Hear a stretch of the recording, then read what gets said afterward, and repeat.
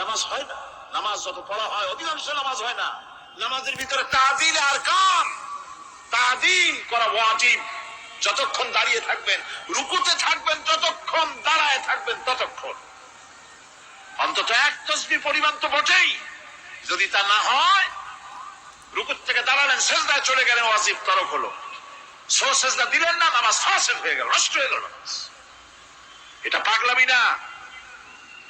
নামাজ সহিভাবে আদায় করতে হবে। নামাজ থেকে দাঁড়াবেন, রুকুত থেকে দাঁড়ায় গেলেন, বলবেন রব্বানা লাকাল হামদ। কোন রব্বানা লাকাল হামদ হামদান কাসীরান তাইয়িবান মুবারাকান ফীহি। একজন সাহাবী এই দোয়াটা পড়ছিলেন। নামাজ শেষ করে আল্লাহর নবী প্রশ্ন করলেন, নামাজের ভিতরে অতিরিক্ত এই কথাগুলি কে বলেছো? সাহাবী ভয় পেয়ে গেলেন।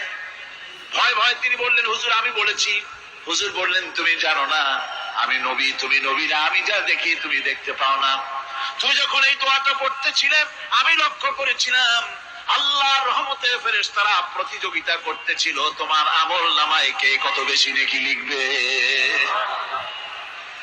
রুকুতে দাঁড়ায়া এটা পড়বেন, সেজদায় চলে যাবেন, দুই সেজদার মাঝখানে ততক্ষণ বসে থাকবেন যতক্ষণ একটা সেজদার ভিতরে ছিলেন। পড়বেন আল্লাহুম্মা গফিরলি ওয়ারহামনি ওয়াহদিনি ওয়াআফিনি ওয়ারযুকনি।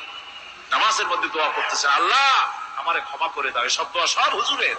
আমাকে ক্ষমা করো, আমাকে হেদায়েত দাও, আমাকে সুস্থ করো, আমাকে রহম করো, আমাকে রিজিক দাও। সুবহানাল্লাহ। নামাজের ভিতরে দোয়া কবুলের সময়, নামাজের সেজদার ভিতরে দোয়া কবুল হয়। এইভাবে করে রাসূল করিম সাল্লাল্লাহু আলাইহি ওয়াসাল্লামের নামাজটা কেমন হাক্কানি উলামাদের কাছ থেকে জেনে নেবেন। যেহেতু হুজুর বলেছেন সাল্লু কামা রাআইতুমুনি উসাল্লি, নামাজ পড়ো সেইভাবে যেভাবে আমাকে পড়তে দেখো। মদিনায় হিজরত করার পর